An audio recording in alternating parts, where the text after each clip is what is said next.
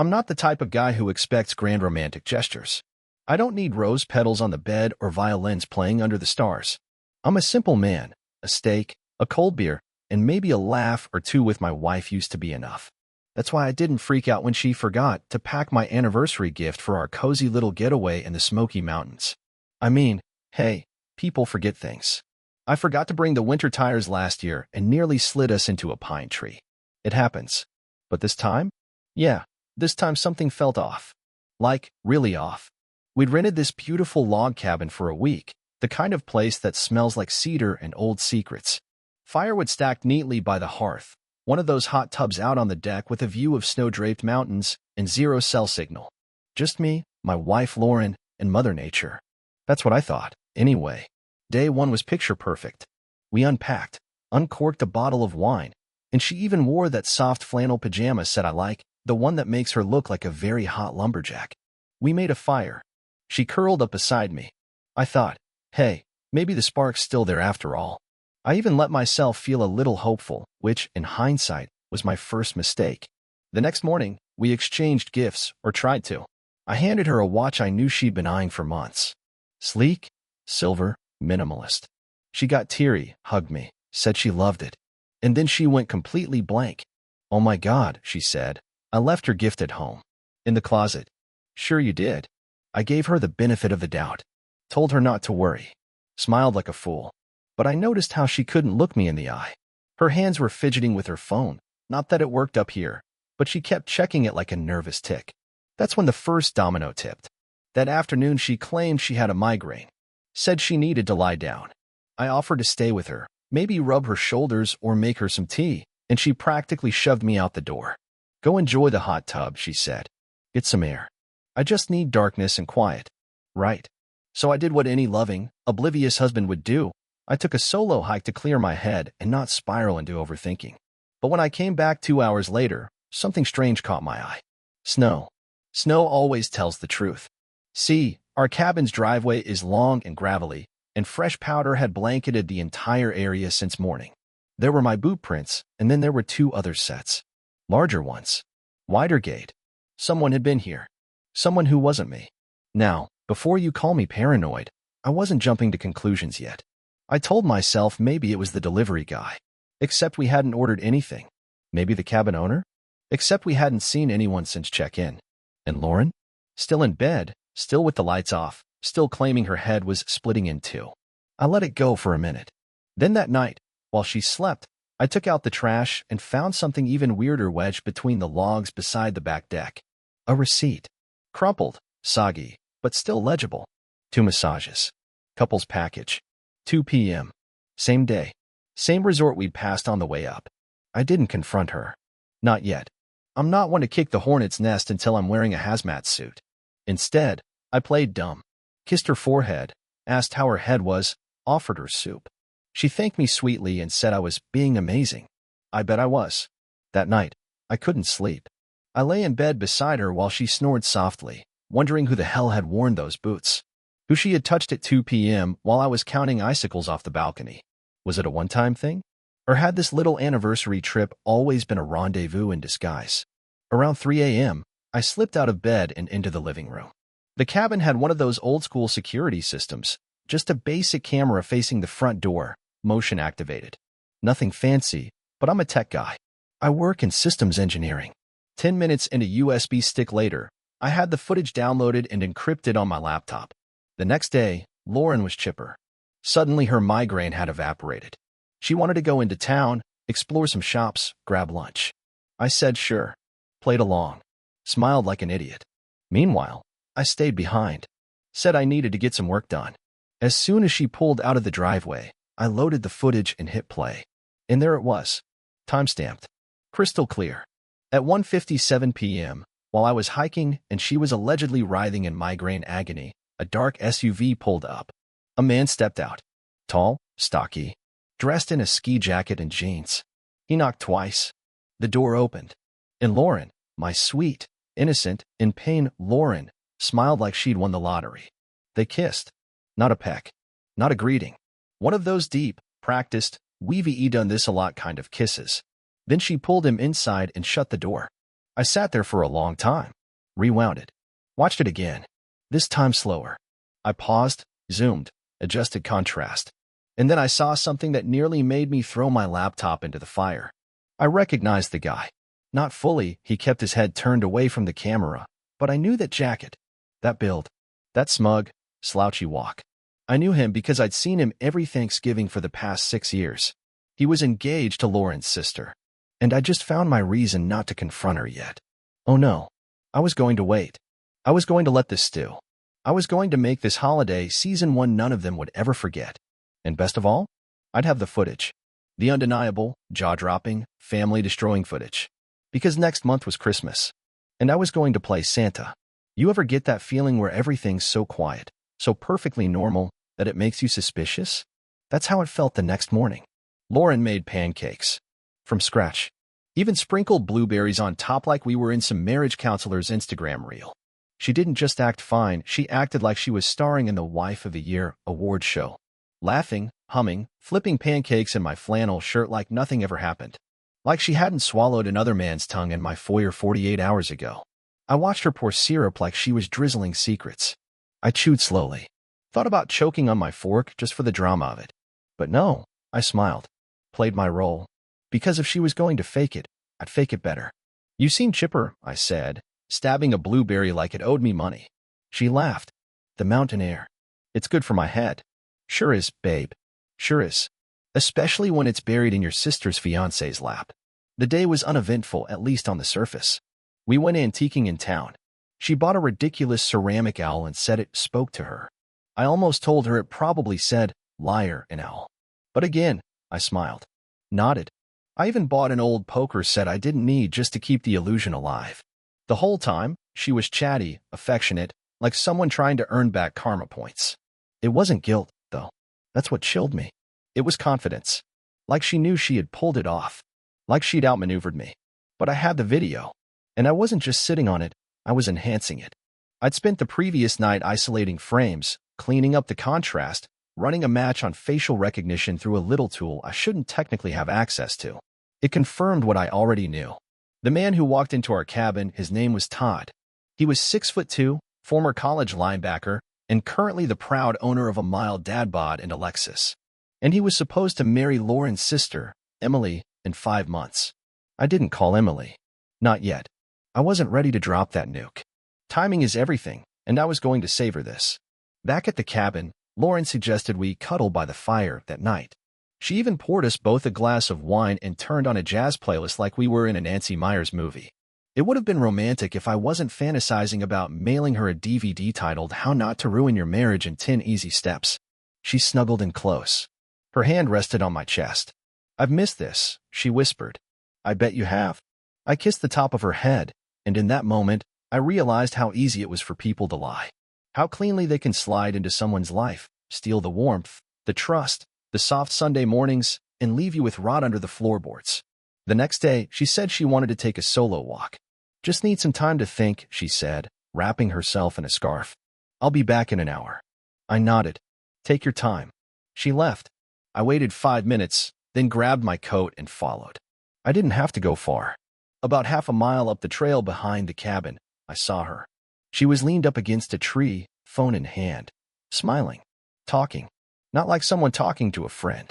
No, this was different. This was soft-voiced, lip-biting, toe-in-the-snow kind of talking. I ducked behind a tree, close enough to catch snippets. Don't worry, he doesn't suspect anything, she was saying. This trip has been perfect. I needed it. We needed it. I didn't need to hear the rest. When she came back, she claimed she'd seen a hawk. Said it felt spiritual. I nearly asked if it told her to pack condoms this time. That night, while she showered, I opened her bag. I'm not proud of it. Okay, maybe I am. I found what I was looking for in a zipped side pocket, a second burner phone. Locked, of course, but nothing fancy. Just one of those prepaid models you buy at a gas station when you're planning a heist, or, apparently, an affair. I slid it back, untouched, like a spider resetting a web. The following day was the last full one at the cabin. We made plans to visit a winery on the way home. She was in great spirits, already planning a return trip next winter. I nodded along, all the while mentally scripting the premiere of her betrayal. Because I'd made a decision.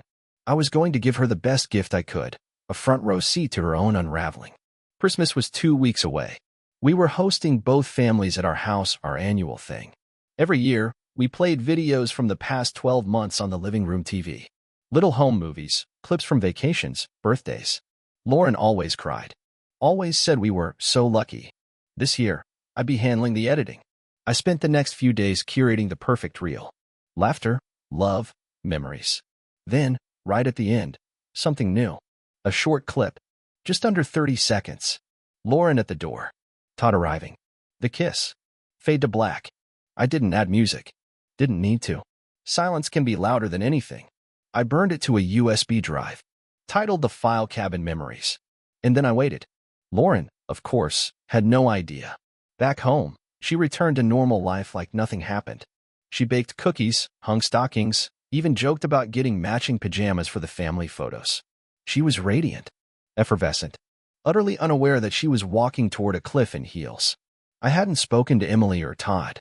I didn't need to. Their part would come soon enough. 2 days before Christmas, I bought a new TV, massive, with better resolution. Told Lauren it was a holiday splurge. She clapped like a kid and said she couldn't wait to see the home movies on it. Me neither. On Christmas Eve, the house was packed. Both our families, cousins, aunts, even Grandma Ruth, who never leaves her recliner unless someone says dessert. Everyone buzzing with wine and nostalgia. Lauren was glowing. She passed out hot cider. Sat beside me on the couch. Kissed my cheek. You ready? She asked, nodding at the remote. Oh, I said, I've been ready. And then I pressed play. You could hear the sleigh bells ringing in the background of the video, which was honestly just the cherry on top. I'd synced our footage to that old Bing Crosby Christmas album Lauren loved, the one she insisted made everything feel timeless. Seemed fitting. So there we were, our little holiday home movie kicking off with grainy footage from last summer's barbecue, kids laughing, me flipping burgers, Lauren hugging Emily like she didn't just sleep with her fiancé 6 weeks prior. People were laughing, smiling, sipping eggnog. Lauren leaned into me on the couch, head resting lightly against my shoulder, that same blissfully smug posture she always took when she thought she had everything under control. She whispered, "You always make these so perfect." I smiled and kissed her forehead, which, in retrospect, might be the most villainous thing I've ever done. The video moved on birthdays, hiking trips, that one weekend in Charleston where we got sunburned and drunk off oyster shooters. Then came the footage from the cabin. Crisp, cozy, picturesque. Lauren fake laughing at the camera in her plaid pajamas, saying something about needing more whipped cream on her cocoa. My voice behind the camera saying, "Be careful what you wish for." I could feel her melting into nostalgia right there next to me. And then, like the second act of a slow-burning thriller, the scene shifted. Front door footage.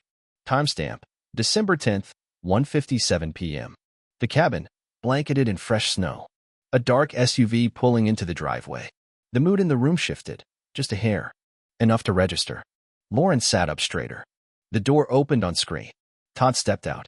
The unmistakable jacket. The slow, confident gait of a man who thought he was getting away with something. The first real reaction came from Emily. She squinted, tilted her head. Wait, is that? On screen, Todd walked up the steps, knocked twice. The door opened.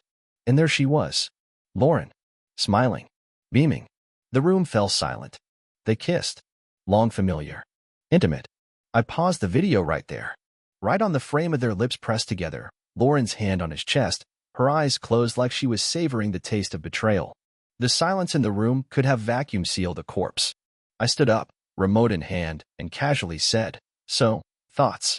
For a moment, nobody moved. Then chaos. Emily shot out of her seat like she'd been electrocuted. What the actual I? Todd, who had been standing by the fireplace next to Emily's dad, suddenly looked like he was trying to phase through the floor. "You. Don't even." She turned to Lauren, who now looked like a ghost wearing a Christmas sweater. "You. My own sister." Lauren opened her mouth, but nothing came out. She turned to me, eyes wide, voice cracking. "What is this?" "Oh, come on," I said, sipping my cider. "You remember. Cabin in the woods. I have a migraine. Meanwhile, you're getting a back rub from the guy who was supposed to marry your sister." The room erupted. Grandma Ruth gasped so hard I thought she might pass out. My dad muttered something that sounded suspiciously like, "Well, damn." Cousin Jeff started recording. "You bet your ass I didn't stop him." Emily threw her drink at Todd, solid splash, good arc, and then turned to Lauren. You absolute snake. Lauren stood there, frozen. Emily, please, I didn't. It just happened. Oh, it just happened? Emily was shaking. Did you trip and fall into his mouth? Todd tried to talk again. Bad idea. It was a mistake. Which time? I interjected. Because based on the massage receipt, I'm guessing this wasn't a one-time slip-up. You know, you two could have at least tried a little harder to cover your tracks. Burner phones, secret car rides, fake migraines. It's like a Netflix special waiting to happen. Lauren finally found her voice, but it came out as a squeak. You filmed me? You set me up. Set you up? I said. No, sweetheart. You set yourself up. I just had the courtesy to document it for posterity. And that's when she cried. I don't mean a tear or two. I mean full-blown mascara-streaked, hyperventilating, gasping for air crying. She looked around for support and found none. Her mother, bless her Midwestern passive aggression, just shook her head and said, I am so disappointed. Todd's parents were already halfway to the door. Emily was screaming into her phone, probably canceling her wedding venue. Someone knocked over the dessert tray. I didn't care. I sat back down, took another sip of cider, and watched Lauren unravel. I can explain, she kept saying. Please, please. I turned to her, calm as a snowstorm. Explain what? That you pretended to have a migraine while you snuck another man into our cabin? That you kissed him under our roof, while I was out hiking to clear my head and thinking maybe, just maybe, we could still fix us. Brian, she whispered. No, I said, setting my glass down. You don't get to call me that. Not now. Not here. She collapsed into the armchair, sobbing. I let the silence stretch, let everyone soak in the awkwardness, the betrayal of the betrayal. Then I cleared my throat. Merry Christmas, everyone, I said, rising. Please enjoy the food, the wine, the passive-aggressive tension. I'm going to step out for a bit. Might go toss Todd's SUV keys into a snowbank. Everyone laughed. Even Emily. That's when I knew the tide had turned. I left the room, but not the house. I stood in the kitchen, let the muffled fallout play out behind me. Heard yelling. Slamming doors. More yelling. Eventually, Lauren came in. Her face was pale, her makeup a disaster. How could you do this to me? I stared at her. To you. She opened her mouth. Closed it. Opened it again. You embarrassed me in front of everyone. I walked up to her. Real close. You humiliated yourself. I just provided the theater. Her lip quivered. I didn't mean for it to happen. No one ever does, I said. But it did. And now you live with it. I lost everything tonight, she whispered. Correction, I said. You traded everything. You just didn't read the fine print. She started crying again, and I left her there. Went outside. Breathed in the cold air. The stars were out, the snow untouched, and for the first time in months, I felt still. Peace wasn't what I'd expected. I thought revenge would make me feel vindicated, maybe even smug. But standing there, I just felt light. Like I'd finally set down a weight I didn't know I'd been carrying. Inside, the party was over. But the fallout? Oh, that was just beginning. The next morning was the kind of quiet that feels earned. Like the house had exhaled after holding its breath too long. There were no sounds of wrapping paper crinkling or kids shouting about stockings. Just silence, and the faint creak of the radiator like it too was trying to figure out what the hell happened last night. Lauren slept on the couch. Well, slept is generous. She mostly sat upright under a throw blanket, staring at the fireplace like it owed her an apology. I found her that way when I came down for coffee. She looked up at me like I was a ghost. A smug, well-rested ghost. You're up early, she said, voice scratchy. Old habit. Internal clock still thinks it's workday time. She gave a hollow nod, like she was trying to act normal. She wasn't very good at it anymore. You humiliated me, she said after a moment, her voice soft but venom-tipped. I sipped my coffee and leaned against the counter. Correction, I showed the truth. You just don't like how it looked in 4K. She blinked hard, the makeup still smeared around her eyes from the night before. You really think you're the victim here? That made me laugh. Out loud. I actually had to set the mug down so I wouldn't drop it. Oh, that's rich, I said. You cheat on me in a cabin I paid for, with a man engaged to your sister, and somehow I'm the bad guy for pressing play on the remote? I made a mistake. No, you made a choice, I said, stepping closer.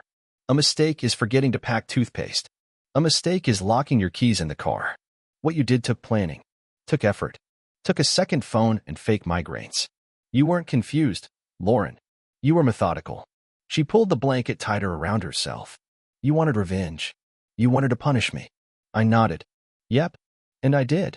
Because unlike you, I don't pretend to be innocent while stabbing people in the back with a smile. She didn't respond. Just looked back at the fireplace, her reflection flickering in the glass. She didn't look like my wife anymore. She looked like a stranger wearing her skin. The house slowly came to life over the next few hours. People tiptoed around, avoiding eye contact. You could smell the scandal clinging to the furniture like smoke.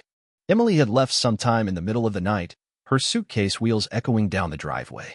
Todd, I was told, never came back inside after I dropped the bomb. Probably drove off into a ditch with nothing but his shame and a half-eaten fruitcake in the passenger seat. Around noon, I got a text from Emily. Thank you for showing me the truth. You saved me from a huge mistake. That was it. No flourish. No emotion. Just cold gratitude. I stared at it for a long while. Then replied, you deserved better. We both did. Lauren tried to talk to me again before dinner. I was in the garage, organizing the mess of tools and winter gear that had been collecting dust since summer. She stood in the doorway like a high schooler about to ask her dad for gas money. I want to explain, she said. You already did, I replied without turning around. You explained plenty when you let him in. No, I mean everything. All of it. Why it happened. Oh, we're doing why now? I set down the wrench and turned to her. Cool. Let me guess, I felt neglected. We grew apart. He made me feel alive again. Should I get you a script or are we freestyling? She stepped inside. You stopped seeing me. Because you stopped being you, I said. You pulled away long before Todd came along. You made me feel like a roommate with benefits. Like a background extra in your life. She looked hurt. Good. And yeah, I added, maybe I didn't notice it soon enough. Maybe I should have seen the signs. But I trusted you. That was my first mistake. She folded her arms. You're acting like you were some perfect husband. I was present, I snapped. I was loyal. I tried. You threw it away for a fling with a guy whose idea of romance is probably sending Snapchats with heart filters. Her face crumpled. It wasn't like that. It was exactly like that. You just didn't think you'd get caught. We stared at each other for a long moment. Years of shared history between us, now soured and curdled. She opened her mouth to say something else, but I held up a hand. I don't care why anymore, I said. It's not about understanding. It's about consequences. That shut her up. The next few days were surreal. Everyone in the family knew. The whispers, the side eyes, the sudden drop in likes on Lauren's Instagram posts, it was all there.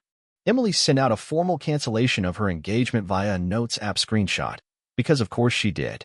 Todd's LinkedIn quietly updated from engaged to open to opportunities. The guy might as well have been dropped from the moon. Lauren tried to save face. Posted a wishing everyone love and light photo with a fake smile and our dog in her lap, as if the internet didn't just witness her entire soul get publicly evicted from the family trust tree.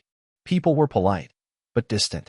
The kind of polite that says, we'll smile, but we're never inviting you to brunch again.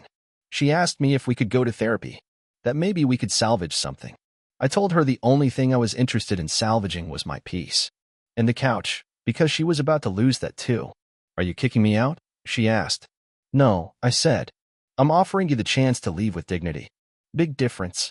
You don't have to be cruel, she whispered. I smiled. You sure? She moved out 2 weeks later. Took the owl statue, 2 throw pillows, and half the Tupperware like it was some symbolic gesture. I let her. I even helped her carry a box to her car. She stood there before leaving, one hand on the trunk. You really don't want to try? No, I said. Because I'm not trying to fix what you deliberately broke. I'm not patching drywall over a foundation made of lies. She didn't cry this time. Just nodded, got in, and drove away. I stood there until the tail lights disappeared. Then I went inside. And slept like a goddamn baby. 3 months. That's how long it took for the dust to settle. For Lauren's name to stop popping up in every conversation like a bad penny. For her friends, the ones who used to swarm our house with wine bottles and forced laughter, to vanish like unpaid interns when things got uncomfortable. For her Instagram to go dark after her 5th healing quote failed to get more than a dozen likes. 3 months, and not a single apology that didn't have the words, but you have to understand, stuck to it like gum on a shoe. She texted twice. Once on Valentine's Day with a thinking of you. Hope you're okay. I responded with a gif of a dumpster fire. The second time was late at night, probably one of those, crying on the bathroom floor with a glass of red moments, asking if we could talk, maybe go for a coffee, no expectations. I left her on read. And then I blocked her. Because while she was busy spiraling through curated self-pity and faux spirituality, I'd been busy with something else. Rebuilding. Not in the eat, pray, love, crystals on the windowsill kind of way. In the real, boots on the ground, gut renovation kind of way. First thing I did was sell the cabin. Oh yeah, surprise. We owned it. Lauren never cared about the paperwork, so she didn't know I'd bought it under my name only, right after we paid off her student loans. Romantic, huh? Nothing says, I believe in us, like absorbing debt and building equity. She used to brag to friends about our mountain escape. I never corrected her. I listed it quietly through a broker, sold it to a retired couple from Vermont who wanted a place to make memories. God, I hope they have better luck. The final walkthrough? I left a bottle of champagne and a handwritten note in the kitchen. Wipe the slate clean. Trust me. Second thing? I gutted the living room. Ripped out every couch cushion, shelf knickknack, and matching pillow Lauren had picked out like she was Martha Stewart's rebellious niece. Turns out, when you start removing the things someone else built your home around, it feels less like erasing them and more like discovering space you forgot you had. New rug. New chairs. Different lighting. I even replaced the dining table, the one where she once said, "This is where we'll host family Christmases forever." Guess not. Friends came by, helped with the painting. We drank, laughed, made crude jokes about mistletoe and mistress toes. It helped. Even Emily came once. Yeah, Emily. She showed up a month after the holiday massacre. Haircut short, no makeup, hoodie and sunglasses like she was hiding from the paparazzi. She brought a lasagna. Said it was a peace offering, even though she owed me nothing. We sat on the back porch and ate silently for a while. She was still raw, still unraveling. I can't believe it, she finally said. Still feels fake. I know, I said. Like a bad dream you keep waking up inside of. She nodded. You think they're still seeing each other? I shook my head. Doubt it. I think once the spotlight hit them, the fantasy cracked. She took a sip of wine. I sometimes wish I'd never found out. I looked at her. No, you don't. She smiled faintly. No, I don't. She left after an hour. Said she needed more time. Said she might leave the state, maybe start over somewhere warmer. I told her if she did, to send postcards. She never did, but I wasn't offended. Starting over means cutting ties. I respected that. Todd? Oh, Todd imploded. Turns out his job wasn't as secure as he let on. Rumor had it, one of the partners at his firm caught wind of the scandal, not just the affair, but the whole Christmas Eve cheaters, the home movie showcase, and it tanked his client trust rating. By February, he was unemployed. By March, evicted from the condo he shared with Emily. One of Lauren's mutual friends claimed he was couch surfing, using apps to meet women under a different name. You can't make this stuff up. As for Lauren, well, the last time I saw her was completely unintentional. Late March. Grocery store. I was picking up charcoal and burgers for a backyard grill night with a few friends. She was in the produce aisle. Alone. Hair tied back, dark circles under her eyes, wearing the same coat I'd bought her the Christmas before last. We made eye contact. She froze. I didn't. I just gave her the smallest nod, not angry, not smug, just done. Then I turned and walked away. She didn't follow. There was no scene. No tears. Just the dull click of her shoes against the tile as I pushed my cart toward the checkout. I didn't tell anyone about the encounter. Not because it hurt. Because it didn't matter. But here's where it gets weird. 2 weeks later, I got a letter in the mail. Not an email. Not a text. A real, actual handwritten letter. From Lauren. It was strange. Not an apology. Not really. More like a confession.